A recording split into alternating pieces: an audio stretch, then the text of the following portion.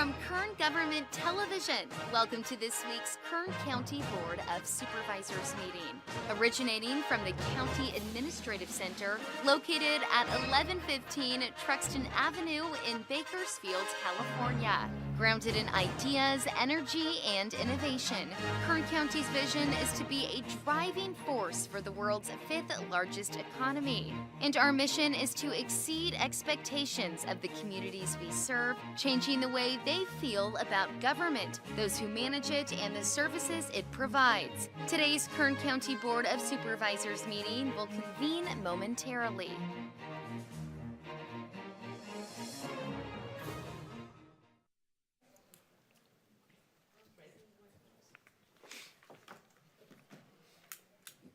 Okay, board to reconvene.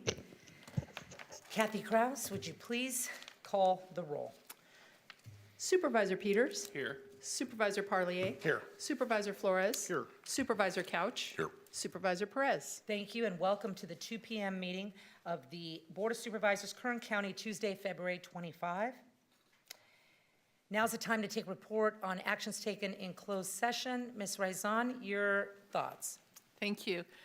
Today in closed session, the board met on items 43 through 46, and there is no reportable action. Thank you very much. We're going to move to the consent agenda. Consent matters are listed with a capital C, capital A. They are considered to be routine and non-controversial by staff. But if you feel otherwise, we'd love to hear from you, and that can alter the conversation, of course, on any particular item. Otherwise, it's going to be handled as a matter of consent altogether. So consent matters, I'm going to read them. The agendas are at the back of the room if you'd like to follow along. On page 2, it includes items 3 and 4. On page 3, items 6 through 11.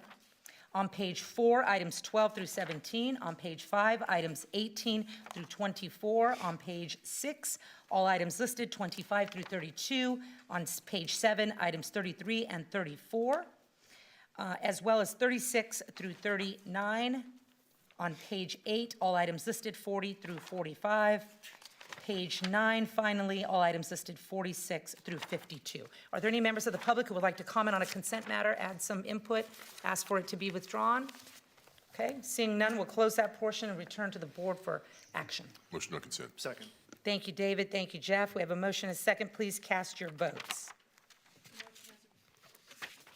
The motion is approved. All ayes. Thank you. We now have public presentations. This portion of the meeting is reserved for citizens who would like to come forward and to provide input to this board about matters that are within the jurisdiction of the Kern County Board of Supervisors, but for whatever reason are not on today's agenda. If you'd like to see that on a future agenda or have a referral made or have this board take up your issue, now's the time to come down and give your input and give us your expertise. Come on down, please. Good afternoon and welcome. Please state your name for the record. My name is Karen Bussard, K-A-R-E-N-B-U-S-S-A-R-D.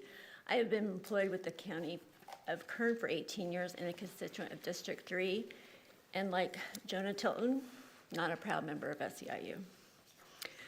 So I had another statement prepared, which I gave everyone a copy, but listening to this morning's meeting, I became mad. The in effect MOU has a foundation that was to be built on. Both sides have failed to build on the foundation by deleting vacant positions, collapsing series, and reclassification of employees, and not addressing the lack of salary adjustments. We are the only bargaining group who's directly impacted by state-required COLAs. A yearly COLA should be permanent and not negotiated every year for our group. Employees in stagnant positions are being overlooked. They move up just to watch their previously held positions reach their current pay scale or even exceeded. There are still COVID and Measure K monies that are not earmarked, available to SEIU represented employees for a higher salary increase. Another thought, no doubt Measure K monies were used to pay for raises to safety sworn employees. Did this not provide some relief to the county's general fund? I pulled 4 MOUs that is roughly about 2,500 employees with this fiscal, next fiscal years is $553,534,506 million. The county's proposal for SEIU's 5,000 represented employees is $36,241,147.38, and that's from your proposals. Is it worth a strike for the cost of a long-term damage to employee morale? Does each board member actually know the difference in the county's last best and final offer and SEIU's latest salary proposal? County's offer was 3 and reopener. SEIU's proposal was 6, 2, and the third year a wage reopener with a COLA reopener. In terms of real upfront salary, money, it boils down to a 2% difference in proposal. Surely this warrants going back to the bargaining table to work out some compromise. Again, a strike will result in lasting employee morale consequences. My son used to live with me to help with costs, but has since moved out. Basic necessities of life, $1,400 for rent, low because I've lived there for 12 years. $160 in utilities, $60 in phone and internet, $260 for car renters and life insurance, $200 in gas, $350 for car payment, and $200 for food, which is $26.30 a month. $2,291.92 is my take-home pay after taxes, medical, which went up, retirement, etc. That leaves me $338.08 in the red. I should be able to enjoy life, not just live life. Thank you. Thank you, Karen. Are there any other members of the public? Okay. Having listed consent matters, we're going to close the public portion and return to the board for comment or action. Motion on consent. Or motion on consent, because we had comment during consent. We did that, public, okay, my goodness. Okay, so we're still under public presentations. Thank you. Are there any other members of the public who would like to comment on matters not on today's agenda, but within the jurisdiction of the Kern County Board of Supervisors? Okay, seeing none, we're going to close the public presentations, and I would ask my colleagues, I understand we have a couple. Jeff Flores, you're up. Thank you, Madam Chair. Real quickly, I have a referral I'd like to make to Planning, Natural Resources, Public Works, Code Compliance, and Waste Management. And the topic is neighborhood recycling centers. If we could put up some of the pictures on the screen, Madam Clerk, thank you. So, what's started out as a noble intent to recycle has really just cascaded down into a public health hazard at some of these. Not all of them, but some of them. They're just filled with homeless encampments, public health hazards, debris, litter. They're not being kept in the conditions that they should be. And so first, existing CRV centers need to be kept clean, organized, and not a center for encampments. Our citizens want attractive, clean, safe areas to shop or they won't come. I've had a big problem in some of mine on North Chester and Roberts. The place is a mess. They burned down an adjacent fast food, Tom's Burgers, that caught fire. That creates more problems in terms of vacancy and fixes and what have you. So it's kind of a bad problem that needs our attention. Second, I'd like to have Planning Department look at the rules for new CRV recycling centers, as well as what rules the city of Bakersfield and other municipalities are implementing so we can do better. These centers impact all supervisorial districts. Preliminary information from Planning and Natural Resources is that there are as many as 53 county-wide CRV centers on the Cal Recycle list, but not all of them have the legal permits from the county, and we know there are others that operate and have not been licensed by Cal Recycle. I'd like a report to come back to our board on the current situation regarding CRV centers with existing operations and our options for new regulations within 60 days. This is an economic development issue. In order to attract businesses to our commercial corridors, we need to maintain safe, attractive, and clean settings for our citizens and our businesses. This is also a public safety issue, and these centers can currently create unsafe and unsanitary environments for our citizens and our neighborhoods. And if they're not meeting our standards, we should take action and protect our public. So that's my referral, that this be brought back. And Thank I'd like you. to make a motion to that effect. If anyone from the public would like to talk about this, I welcome that too. Second. We have a motion and a second. Any comment? Seeing no interest, please cast your vote. Okay, thank you. Thank you, Jeff. Excuse me, Supervisor Flores. I think Supervisor Couch, you Hold on, also? Hold on. I do, thank you. Supervisor Flores, can you reaffirm your vote? Thank you. The motion is approved. All ayes. I have two. One is a request to just pass along a comment that I received from the mayor of McFarland. And I'll just read it. He says, "I want to take a moment to express my gratitude to the Board of Supervisors and the Kern County Health Department Director, Bryn Kerrigan, and all of her staff, and Kern County Council and their staff for the attention, and there may be others that do this as well, for their attention to the issue of illegal vendors operating outside the city limits. I appreciate your efforts in addressing the matter and ensuring that proper regulations are followed to protect public health and safety. Thank you for your ongoing commitment to our community. Have a great Kern County Day," and it's signed Mayor Saul Ione. So thank you. I know you guys worked on that for quite some time, and I wanted to pass along his thanks. He asked me to do that, but thank you as well. Secondly, there is a great deal of interest in, and there's interest among the board about healthcare in Kern County, especially for the least fortunate of the people that we represent. That largely falls to just a few entities that provide healthcare to poor people. Let's just call it what it is. Kern Health Systems is one of them, and so I want to refer to the county administrative office for you to bring back a review for the Board of Supervisors, the county's roles and responsibilities with regard to Kern Health Systems. I think you're going to want to take a look at things like how do we appoint people? Who are we supposed to be appointing to that board? What options do we have with regard to? I know years ago there was a discussion of reducing the size of the board, increasing the size of the board. What options are available to the Board of Supervisors to ensure proper governance and to make sure that we're fulfilling our proper roles and responsibilities? Thank you. Is that clear, or? That's a motion. I Yes, would like thank to second that motion, and thank you, David, for your attention to this matter. It is absolutely critical.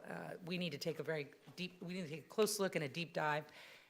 I really appreciate Supervisor Couch's devotion to this matter because it's really important, and it's a problem. So, thank you. We have a motion and a second. Please cast your votes. The motion is approved. All ayes. Okay, so now to some fun stuff. Under item number 5 for our fire department, I understand, Chief Duncan, where are you? Okay, you fit right in there with your men. That's a good sign. Thank you. It's a request to accept a donation from Rio Tinto in the amount of $200,000 for the purchase of the health and safety equipment and behavioral wellness support in the amount of $200,000. Supervisor Parlier, I understand you have some comments first, or we want to go to the captain? I'll leave it to you. I'll leave it to the captain first, Okay. and maybe you can go down and join him. Is it chief or captain? Chief. Okay, I'm all the controversy in LA has got me thinking, Captain, I know you knew that as soon as I said it. Okay, I'll go down. Thank you. No. No, you're not going down. I'm not going down. Chris is going Chris is going You down. gotta run the meeting. There we go. We fixed it. Okay. Well, I good. understand Supervisor Parlier's district is profoundly impacted by this really good action, and so it's appropriate that Supervisor Parlier is down there, not me, apparently. So I'm very eager to hear from you, Chris. Apparently, you got the answers. Go ahead, Chief, I'll follow you. No worries. Okay, good afternoon, Honorable Chair, distinguished members of the board. I'm joined today by Supervisor Parlier. I'm here with my staff. I'm here with multiple engine companies. I'm here with our civilian medical units. I am here with the President and E-Board of Local 1301, Jesse Waldowski. And most importantly, I'm here with Rio Tinto. As you know them, they work the mine out in borax and boron. to give us a donation today. That is the purpose of why we're here. So before I steal anyone else's thunder, I would like to, if I could, please turn it over to Rio Tinto, Ms. Mary Beth Garrison and her staff to say a few words, and then we'll be back.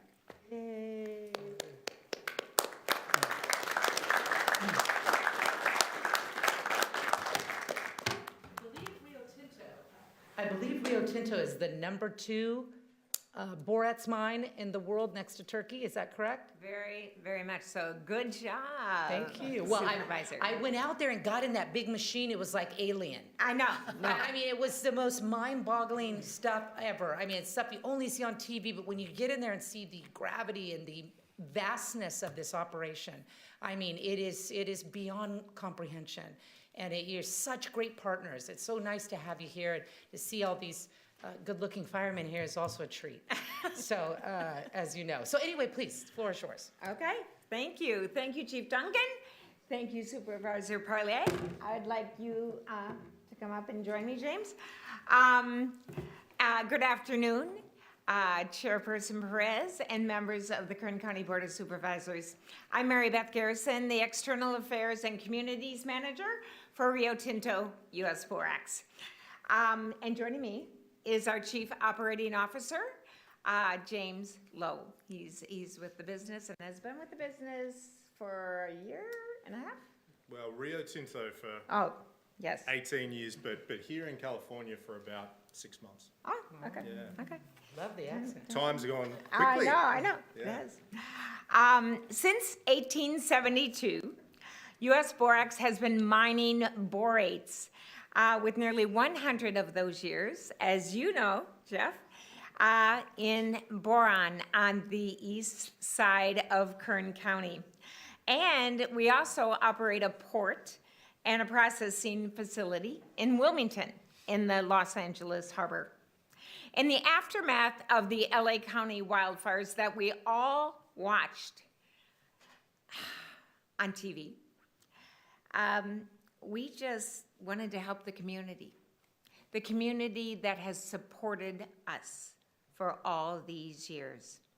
Now, this includes not only those who lost their homes and their businesses, but it also includes our brave firefighters who put others first and advanced towards the threat. In response, we are donating actually a total of $600,000 to 3 important community organizations. Remember, LA County and Kern County. And one of them here in Kern is the Kern County Fire Department. You know, I would be remiss if I didn't say I give a huge thanks to Supervisor Parlier, who took my phone call and said, MB, we got this. And he connected us with the chief and his team to enable this donation.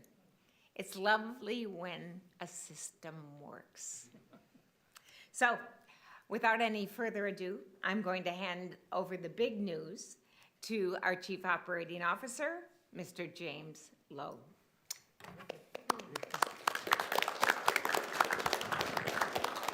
Welcome, James. Thank you very much. It's lovely to be here, and thank you, Mary Beth. So, Chairperson Perez, members of the board, Supervisor Parlier, and of course, Chief Duncan. It's an absolute honour to be here. During the fires in LA last month, the Kern County Fire Department deployed over 160 firefighters, multiple engines and dozers to help battle the blaze. At the same time, they continue to staff all 47 stations here at home in Kern County. When I met with Chief Duncan about this donation earlier in the year, he explained that this kind of dedication and courage has a significant physical and mental toll on our firefighters, and that much of this money would actually be put towards improving the well-being of his team. So it's an absolute privilege to be able to support you and your team in this way, Chief Duncan. So it's my honour to present a donation of $200,000 to the Kern County Fire Department to support the work that they do and to help them to get the resources they need to stay strong, both on and off the job. Everyone, please join me in this check presentation. Thank you.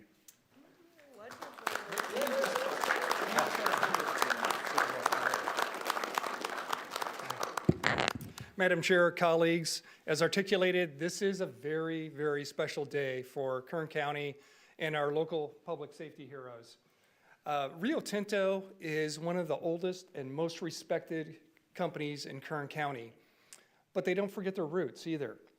They support the various communities throughout Kern County. They support public safety, and I thank you for that. You're just a wonderful company and wonderful people, too. Now, for our fire department, I had the opportunity to visit the Tejon Fire Station about 2 weeks ago. And it was just a great visit. Sat down with the firefighters. We had some food, talked about life, which they just love this county and love the fire department that they work for. But one of the firefighters that was there, he lost his home in Altadena. And even with that tragedy that he personally incurred, he still answered the bell. And the rest of the department answers the bell every single day for emergencies across this county. And when our neighbors need it, they answer that bell too. So I'd like the firefighters at 1301, the representatives for the association, to please stand up and be recognized too.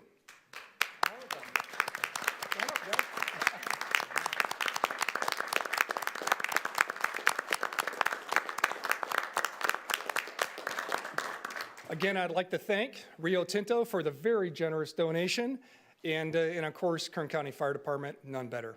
Thank you. Thank you. Outstanding.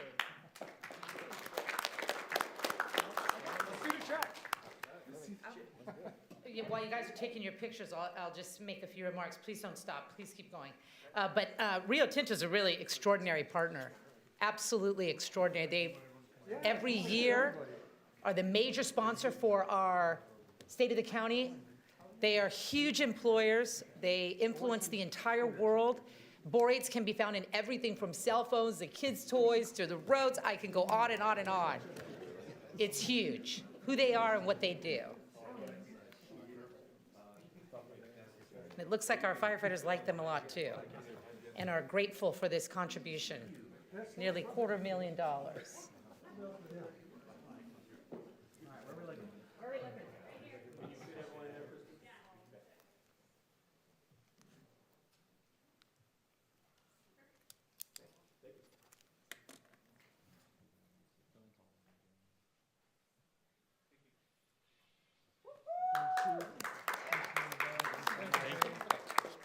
Nice job, everyone. Chris Parlier, well stated.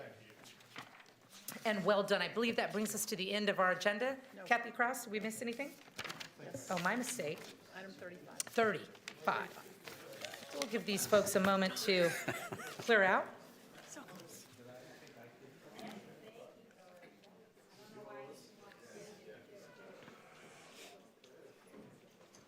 Nice job, Mary Beth. It's good to see you, too. Nice to see you too. You're a good face out there for them. Oh, thank you. They're lucky to have you. I'm sure they know that. They're smart that way. Thank you all. Concur. Right, Jeff? Concur. Good. Okay, thank you firefighters for being here. It's good to see you. Congrats on your public recognition of your contributions. Thank you so much. Our final item is number 35, and this is a 2025 state and federal legislative platform. We are going to discuss that platform and decide whether we're going to adopt it. Nancy, I'm not sure who out of your office is handling this matter, but the floor is yours.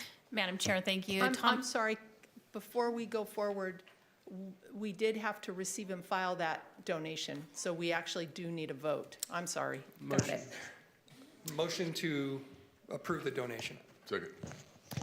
Motion to approve, receive the donation. We have a motion and a second. Supervisor Couch, please cast your votes. The motion is approved, all ayes. Thank you. Okay, thank you. Back to item 35, legislative platform. The CAO, Nancy, the floor is yours. Madam Chair, yes, thank you. Thomas Brown in my office will be making this presentation. Good afternoon, Madam Chair, members of the board. I'd like to start by expressing my appreciation to department heads, staff, and our two legislative program committee members, Supervisor Peters and Supervisor Flores, for the constructive feedback and conversation CAO has had with them over the last several months as we worked on revisions to the platform.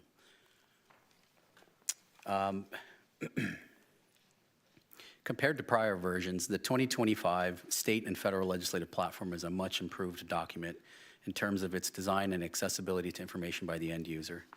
Much of the previous language was amended to eliminate technical jargon, clearly identify for the public some of the core programmatic issues facing the county in the legislative arena, and reduce redundancy by combining items where appropriate. In the simplest terms, the platform is meant to provide a quick reference guide to take rapid and decisive action on legislative and regulatory issues that can impact the county. This year's platform hones on 3 core quote-unquote pillars, which at the end of the day strive to make Kern, 1, among the safest communities to own a business and raise a family, a place with healthy people and neighborhoods, a model of responsible and efficient use of public resources, an industry leader with a thriving and resilient local economy, and a community that provides robust infrastructure and pioneering land use policies. With those pillars in mind, every item included in the 2025 platform can be summed up with 3 key words. The first is funding. We want to preserve local revenues for the services we provide to our community and assure full state and federal funding is allocated for mandated programs. 2, autonomy. We want to protect local decision-making and the authority to provide local services as efficiently and effectively as possible with minimal overreach by the state and federal government. And 3, prosperity. We want to improve the regulatory climate to allow businesses to thrive, the local job base to grow, and the local economy to continue to lead the state in energy and agricultural production. We've included several new sections in the 25 platform to drive home this narrative. First, we've added a graphic that highlights Kern's economic prowess in the ag and energy sectors, as well as our public infrastructure aimed at enhancing our quality of life. The second, we've included a simplified budget breakdown to help the public understand how our local spending priorities can be impacted by legislative and regulatory changes in Sacramento and Washington, D.C. And lastly, we've added a new section dedicated to the earmarks and funding requests we'll ask members of our delegation to consider. Many of the items revolve around public safety and other quality of life services, in line with the county's budget priorities and the core pillars mentioned a moment ago. Finally, I'm happy to announce that the Legislative Program Committee's first meeting was held on February 10th. We had a solid turnout and good public input. From that meeting, the LPC members recommended the following additions to the 2025 platform. In Section 1.18, support for efforts to deliver affordable property insurance to our most fire-prone communities and reduce reliance on the state's FAIR Plan or insurance of last resort. In Section 10.13, support FAA enforcement of minimum safe manned and unmanned aircraft flights over sensitive airspace such as schools. In Section 11.7, support the expedited construction of a new VA clinic in Kern County.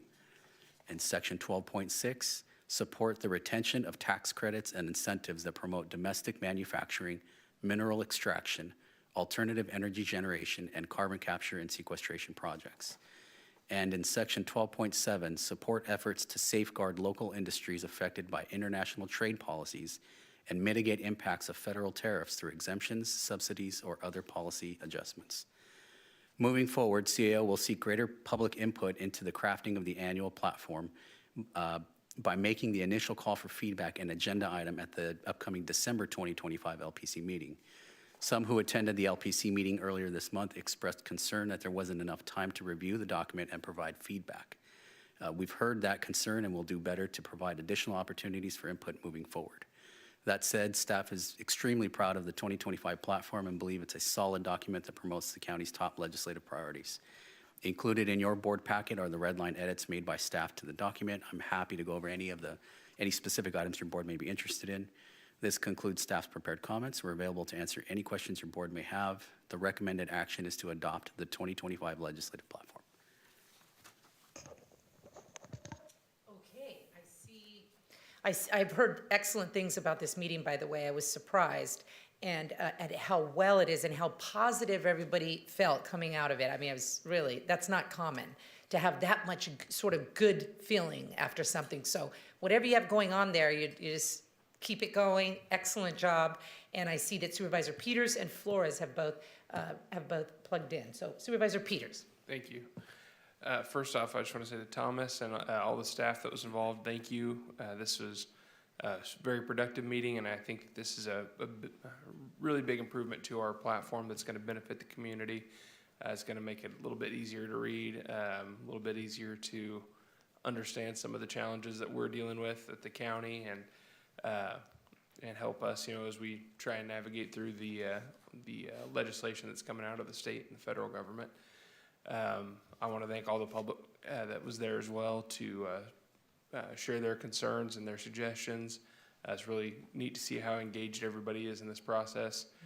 And I think that, this is our first meeting, our first bite at the apple, if you will, and it's going to keep getting better. We're going to keep working on it and keep figuring out the best way to make sure that we really do have a strong legislative platform, because it's really critical now more than ever that, that we're staying engaged in legislation that's coming out. So thank you again for all of your work on this.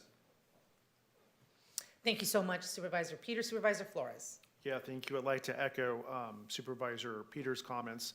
And he served as our chair. It was a great first meeting. Thank you, Thomas. Thank you, all the staff that helped make that a great meeting, and the public that showed up. We had great public participation. This is the first time we've ever had such an approach to our ledge platform.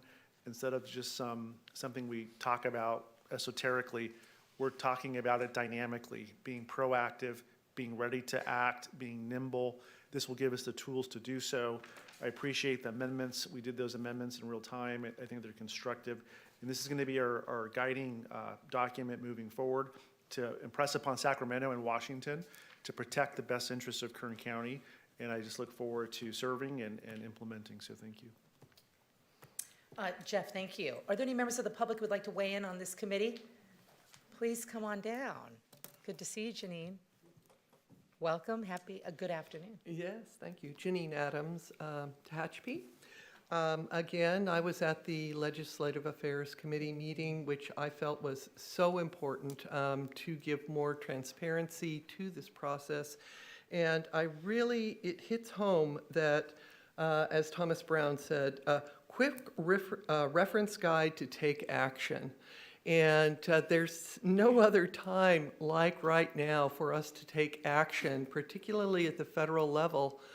Unfortunately, I don't know that we have, it'll be interesting to see how this platform is initiated through the new federal, they're not lobbyists, they're consultants, I think is what you guys told me at the meeting.